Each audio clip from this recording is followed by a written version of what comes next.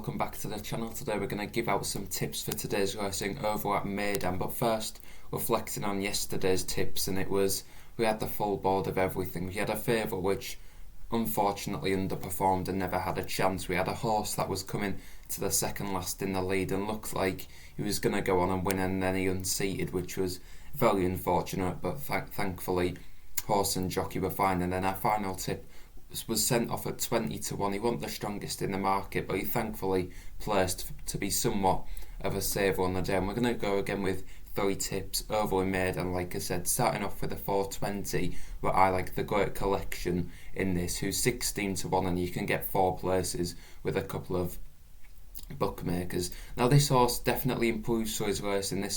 This will be his third run since back from a break, and I think he definitely is one horse that needs winding up. His first and second run were respectable enough, but if you look at his past form, he rarely comes on as he gets more racing, and I think we should see a better version of the Great Collection here today.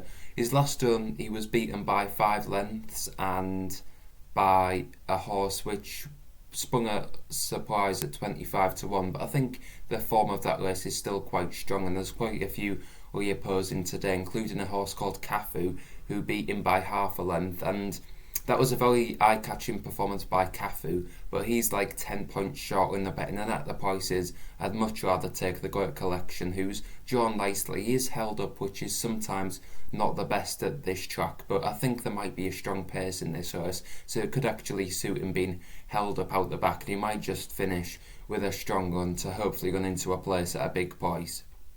Moving on to the 455, and I like a horse at an even bigger price for Side Bin Sagar, and it's Night of Luxury, 22 to 1, and as I said, there's also extra places up for grabs with Sky, who are paying 5 places, so make sure you check that out. Now this horse has had 5 starts in his career, and his form hasn't been good so far. He's only had 2 places and might just have been expected better before he came to the racetrack, but he's had 2 runs out in Meydan. One was over a mile on heavy ground, and I think that was quite a good performance, and last time he was beaten into 5th, I think it was, when he was dropped back to 7 furlongs. I don't think that drop-in trip suited this horse at all, and he's back up to 1 mile 1 furlong today. He's got a visor added, and if that can bring a little bit of improvement, I think he could definitely run a big race. There's quite a few horses short in the betting, which might just be there on hype and connections, but I think this horse could definitely improve and might just beat a few of the other Godolphin